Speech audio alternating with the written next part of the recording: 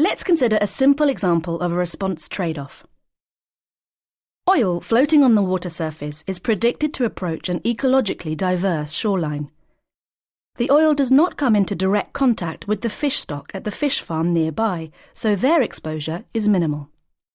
But if the oil is not treated, recovered or prevented from reaching shore, it can impact the mangroves, leading to significant impacts on that habitat.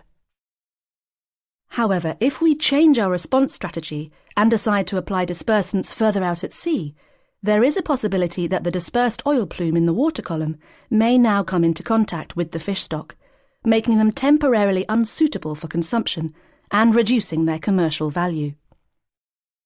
The trade-off is that the mangrove forest could be spared exposure and endures as an important habitat and as a natural fish nursery.